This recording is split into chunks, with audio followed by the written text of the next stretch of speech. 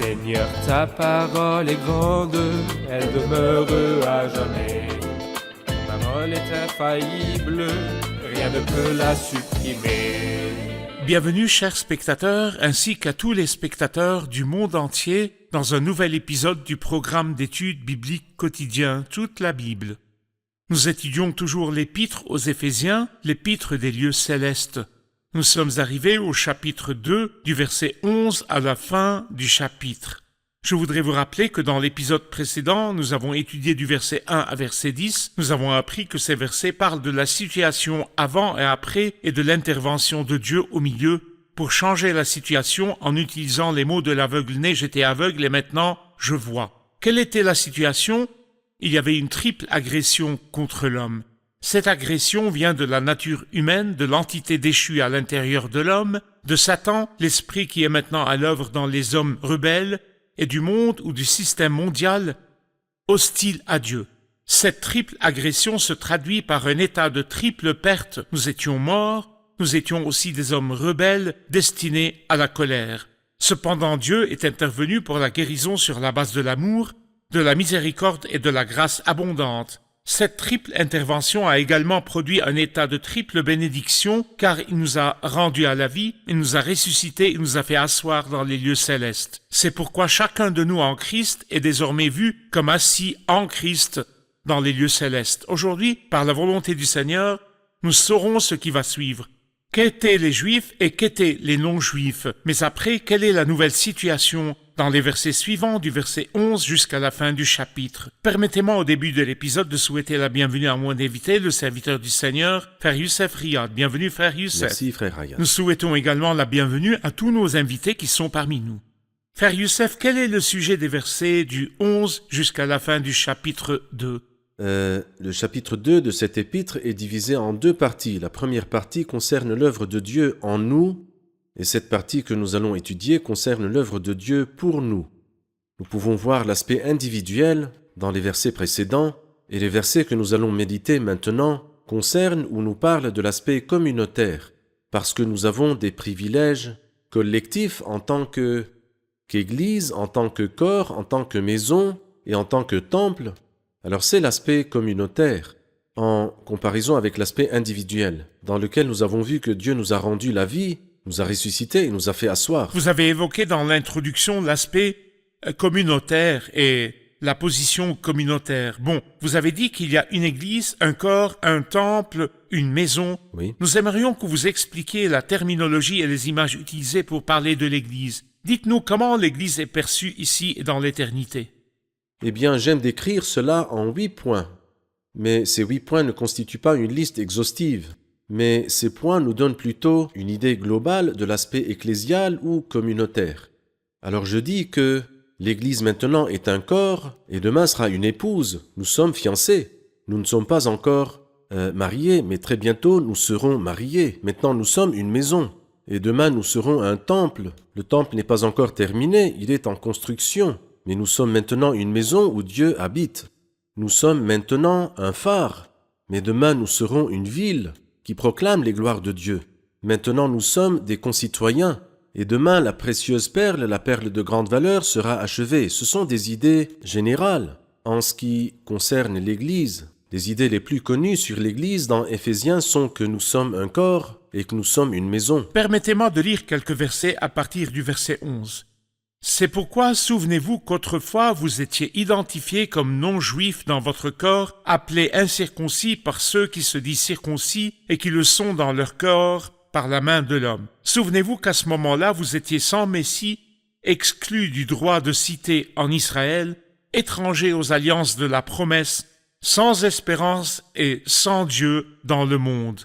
Mais maintenant, en Jésus-Christ, vous qui autrefois étiez loin, vous êtes devenus proches par le sang de Christ.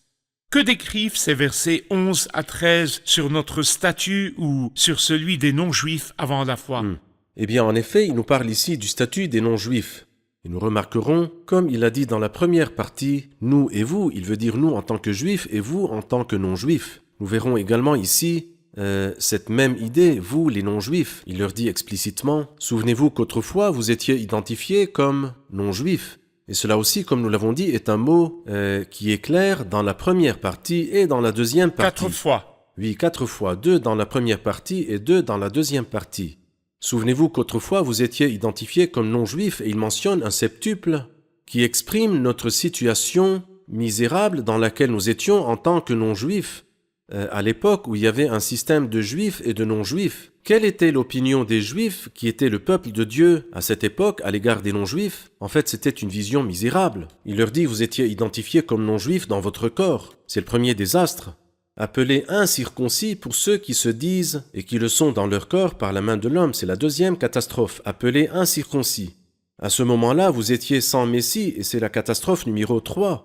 Exclus du droit de cité en Israël, numéro 4. Étrangers aux alliances de la promesse, numéro 5. Le 6e désastre, sans espérance. Et le dernier point, le dernier Sans désastre, sans Dieu dans le monde. C'est la réalité des nations.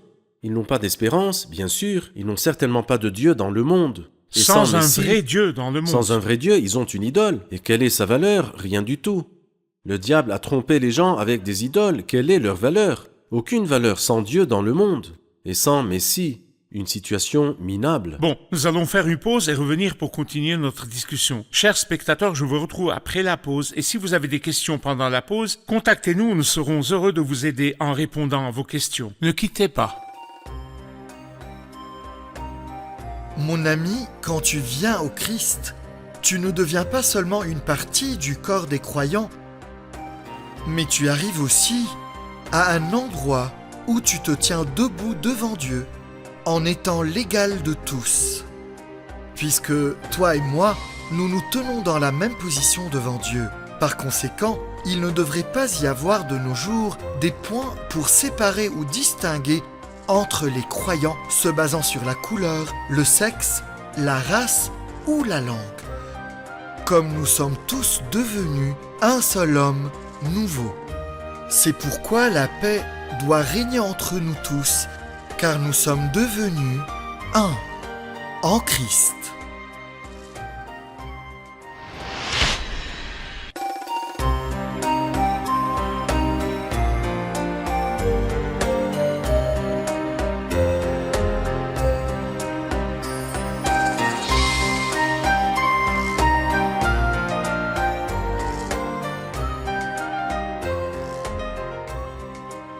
Nous sommes de retour, chers spectateurs, pour poursuivre notre étude de l'Épître aux Éphésiens, chapitre 2, et nous écoutons une question du public.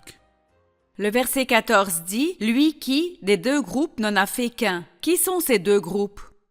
Frère Youssef, qui sont ces 2-là que le Seigneur a fait un? Eh bien, si nous lisons le contexte, pour répondre à la question, les versets précédents, vous étiez identifiés comme non-juifs, appelés incirconcis par ceux qui se disent circoncis. Donc il y a un groupe appelé incirconcis et un autre appelé les circoncis. Et il y a un apôtre des circoncis qui est l'apôtre Pierre et l'apôtre des incirconcis qui est Paul. Les incirconcis, ce sont les non-juifs. Et dans l'Ancien Testament, il y avait un mur, comme il le dit ici dans le même verset, qui a renversé le mur qui les séparait, la haine. Le mur de séparation sépare les juifs des non-juifs. Même celui qui veut devenir juif et adorer Dieu, il aurait un endroit beaucoup plus loin, car il n'est pas de la race d'Israël. La cour des non-juifs. C'était la cour des non-juifs. Et aujourd'hui, le Christ, par son œuvre sur la croix, a fait des 2, c'est-à-dire les non-juifs et les juifs, il en a fait un. Il est vrai qu'il a réconcilié la terre avec le ciel, mais ici il parle du fait qu'il a fait des 2, les juifs et les non-juifs, un en Christ. Et aujourd'hui, dans l'Église du Christ, dans le corps du Christ, il n'y a ni juifs ni non-juifs, ni circoncis, ni incirconcis, ni scythes, ni barbares, ni esclaves, ni hommes libres, ni hommes, ni femmes, car tous sont un parce que nous sommes les membres d'un seul corps. Ainsi, grâce à l'œuvre du Christ sur la croix, 2 barrières ont été supprimées. Le mur de séparation qui séparait les Juifs des non-Juifs et le voile qui séparait les Juifs et les non-Juifs en général de la présence de Dieu. Ainsi, l'œuvre du Christ sur la croix a supprimé cette barrière et l'autre, et les Juifs et les non-Juifs ont maintenant la liberté de s'approcher de Dieu. Que le Seigneur nous aide donc à interpréter la Bible à la lumière de son contexte global.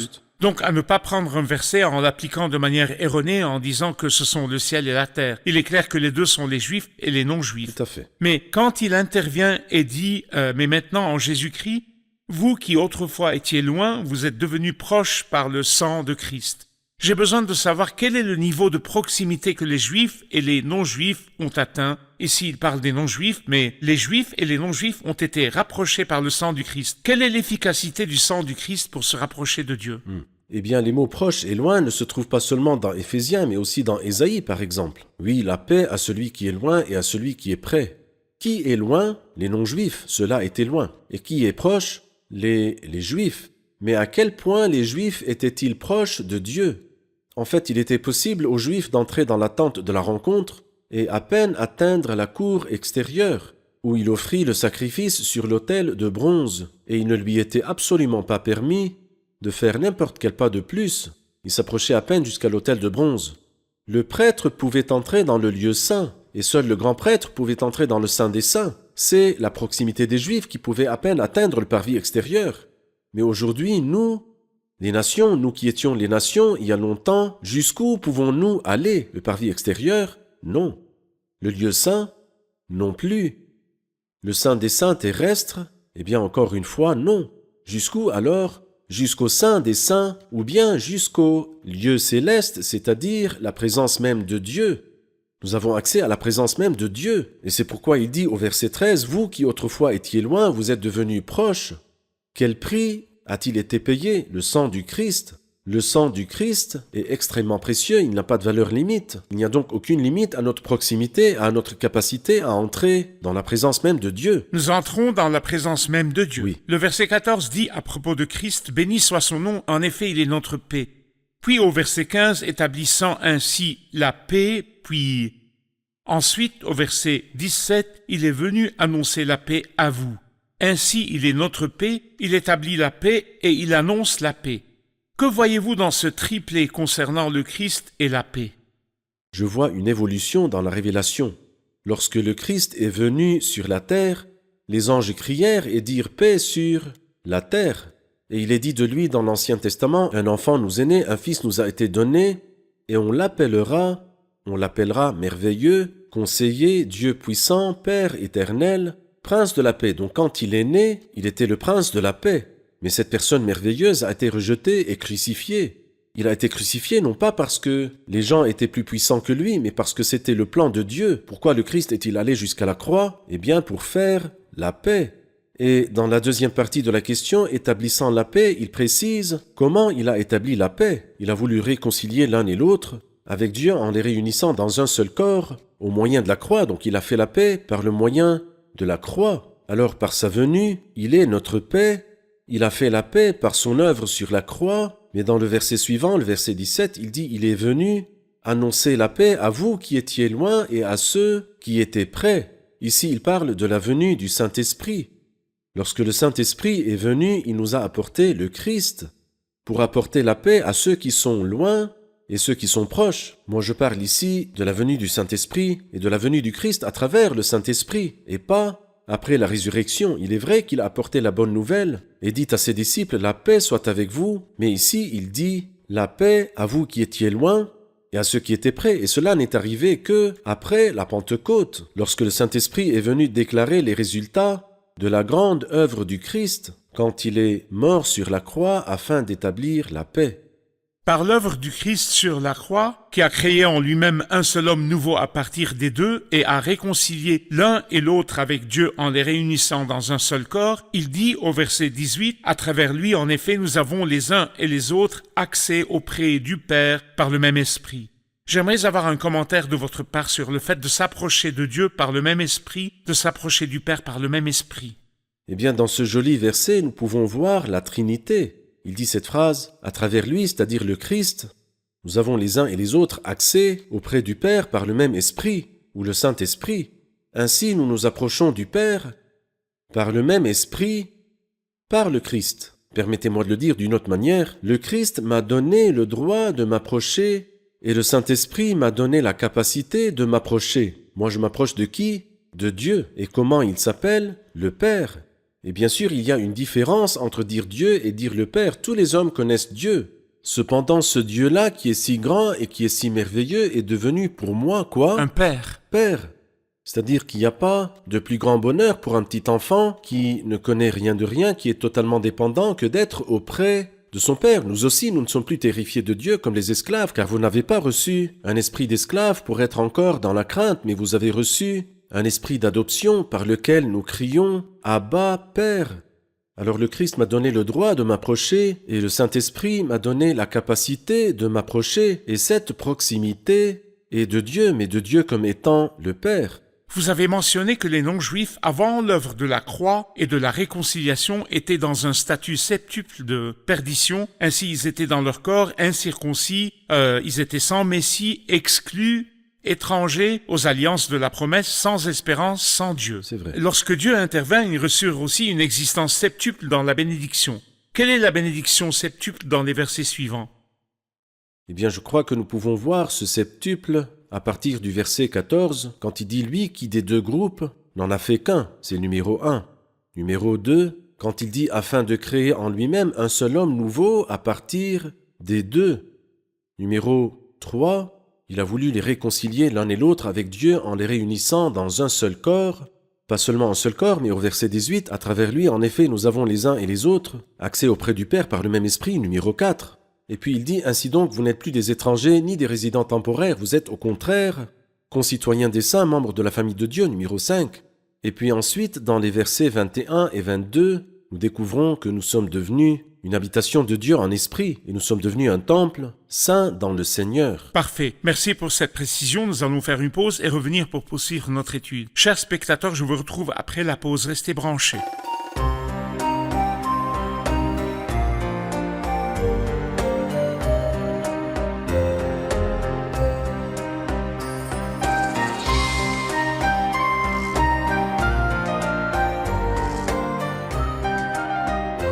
Nous sommes de retour, chers spectateurs, pour continuer notre étude dans Éphésiens 2. Maintenant, nous avons une question du public. Le verset 19 dit « concitoyens des saints, membres de la famille de Dieu ». Est-ce deux catégories ou les deux n'en font qu'une? S'il vous plaît, donnez-nous une idée, frère Youssef. Si nous lisons le verset depuis son début, le verset 19, il parle aux non-juifs qui, dans le passé, le mieux qu'ils pouvaient souhaiter était que les juifs les considèrent comme des étrangers et des résidents temporaire. Quand un immigré ou un étranger entre parmi vous, vous devez le traiter d'une certaine manière. Et en fait, c'était une grâce, une compassion envers le non-juif qui séjournait dans la maison d'un juif. Mais là, il leur dit qu'à l'heure actuelle, la situation est différente. Il dit, vous n'êtes plus des étrangers et des résidents temporaires comme dans l'Ancien Testament. Alors que sommes-nous devenus? Nous ne sommes pas du tout des étrangers. Quoi alors? Nous sommes concitoyens, mais pas avec les juifs. Non, les juifs avaient une situation extérieur, rituel dans l'Ancien Testament. Vous êtes concitoyens des saints. Vous êtes même quelque chose d'autre. Vous êtes devenus les membres de la famille de Dieu. Beaucoup de gens se vantent d'être membres d'une famille. La famille de qui? La famille d'un homme. Mais ici, nous ne sommes pas de la famille d'un simple homme. Et peu importe qui est cet homme, nous sommes concitoyens des saints et membres de la famille de Dieu. Les mêmes personnes sont concitoyens des saints et membres de la famille de Dieu. Il n'y a pas de degré. degré. Ce que je veux dire, c'est que c'est plus proche. Concitoyens avec les saints, c'est un grand privilège. Citoyenneté et appartenance à cette famille. Vous êtes beaucoup plus que de simples concitoyens. Nous sommes tous des citoyens français, mais nous ne sommes pas issus de la famille du président. D'accord. Mais nous sommes devenus concitoyens, mais nous sommes devenus membres de la famille. C'est un degré plus grand et plus proche de Dieu. Quand il parlait de la maison de Dieu et disait « membre de la famille de Dieu » au verset 20, édifié sur le fondement des apôtres et prophètes, Jésus-Christ lui-même étant la pierre angulaire. C'est en lui que tout l'édifice bien coordonné s'élève pour être un temple saint dans le Seigneur. C'est en lui que vous aussi, vous êtes édifiés avec eux pour former une habitation de Dieu en esprit. Parlez-nous de cette habitation. Comment est-elle construite? De qui est-elle composée? Eh bien, vous remarquerez qu'il nous parle de deux choses, le temple, et ce temple n'est pas encore terminé. C'est pourquoi il a dit, c'est en lui que tout l'édifice bien coordonné s'élève. La fin de cette croissance, où arrivera-t-il? Dans Il s'élève l'éternité. pour être un temple saint dans le Seigneur, c'est dans l'éternité. Lorsque le Christ viendra nous enlever, le temple s'achèvera. Mais nous voyons souvent des bâtiments inachevés, et ces bâtiments sont vraiment inutiles. Mais bien que le bâtiment actuel, l'Église, ne soit pas complète en tant que temple, cela ne veut pas dire que nous sommes inutiles. C'est pourquoi il dit, c'est en lui que vous aussi vous êtes édifiés avec eux pour former une habitation de Dieu en esprit. Alors donc, Nous sommes inachevés en tant que temple, mais désormais nous sommes une demeure ou une habitation de Dieu. Il y avait à Éphèse une maison, le temple d'Artémis, Oui. et il était construit sur une pierre dont on disait qu'elle était tombée de Zeus. Et personne n'avait jamais vu ni entendu, mais ils ont entendu de fausses nouvelles et les ont crues. Ce temple est construit sur une pierre tombée du ciel. Ici, il est question d'un autre temple et aussi d'une pierre, mais pas de Zeus. On dit d'elle la pierre angulaire. Parlez-nous du rôle du Christ dans la construction du temple et dans la fondation du temple. Eh bien, en fait, le nom du Christ en tant que pierre remplit l'Ancien et le Nouveau Testament. Donc le Christ est une pierre rejetée par les hommes, mais choisie et précieuse aux yeux de Dieu. Mais ici, il parle de lui comme la pierre angulaire. Et quiconque parmi nous connaît les bâtiments du passé sait qu'il y avait une pierre qui soutenait l'édifice de son début jusqu'à sa fin, qui s'appelle la pierre angulaire. Elle ajuste l'édifice tout entier. De façon que si cette pierre angulaire est posée d'une manière incorrecte, l'ensemble du bâtiment s'incline. Par conséquent, cette pierre-là qui soutient l'édifice de son début jusqu'à sa fin est le Seigneur Jésus-Christ, édifié sur le fondement des apôtres et des prophètes. Ce ne sont pas les apôtres et les prophètes qui constituent le fondement. Les apôtres et les prophètes ont posé ce fondement.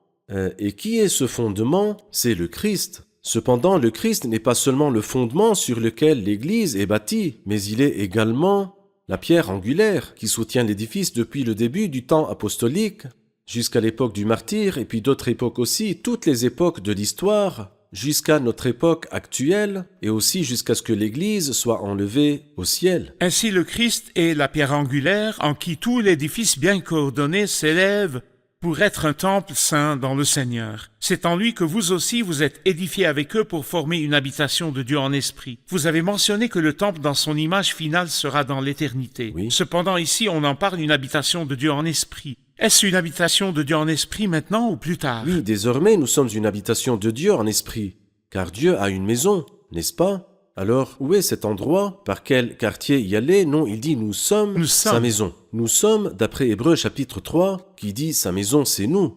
Nous sommes les membres de la maison de Dieu, ça veut dire que nous sommes cette maison. Cela ne veut pas dire le lieu dans lequel Dieu habite. Où est-ce que Dieu habite?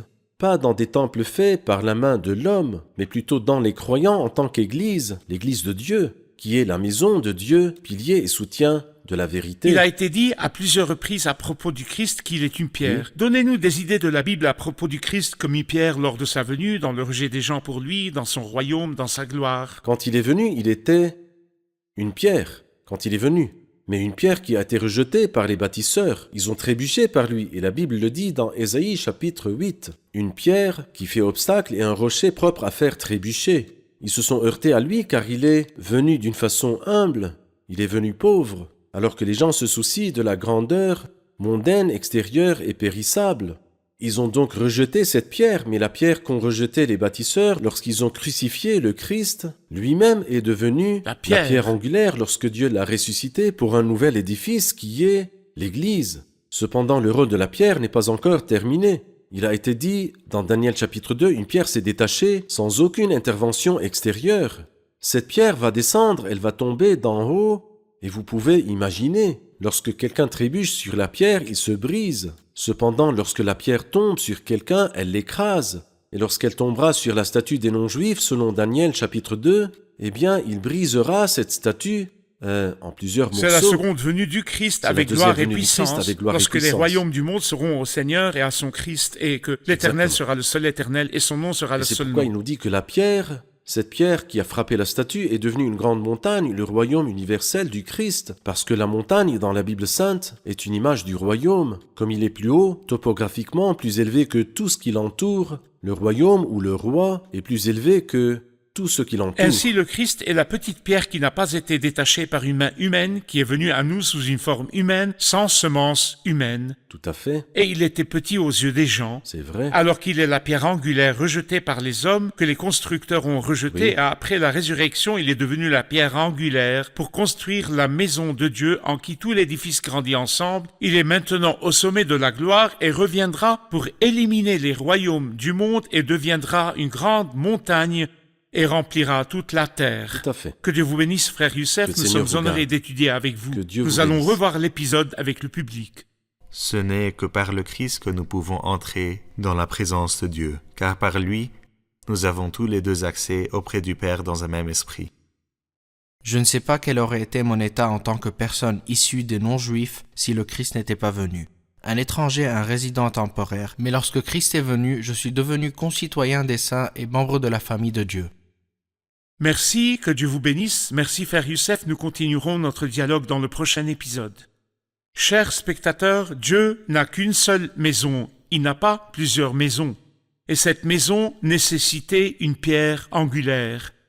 Cette pierre n'est pas tombée de Zeus comme on pensait autrefois qu'une pierre était tombée de Zeus et le temple d'Artémis était basé sur elle, et il n'est venu de nul autre endroit, mais il est venu du ciel. Le Christ est venu à nous. Le Verbe s'est fait chair et a habité parmi nous, et à travers cette grande œuvre qu'il a accomplie sur la croix, il a pu établir une maison pour Dieu, et le Christ lui-même en est la pierre angulaire. Dieu nous a envoyé la pierre angulaire, le Christ. Par conséquent, je vous encourage à faire une pause et à réfléchir à votre manière de vous rapprocher de Dieu. Sur quelle base vous rapprochez-vous? Et à quelle pierre appartenez-vous? Le Christ est la pierre angulaire, en qui tout l'édifice bien coordonné s'élève pour être un temple saint. Je vous retrouve dans le prochain épisode. Que le Seigneur soit avec vous.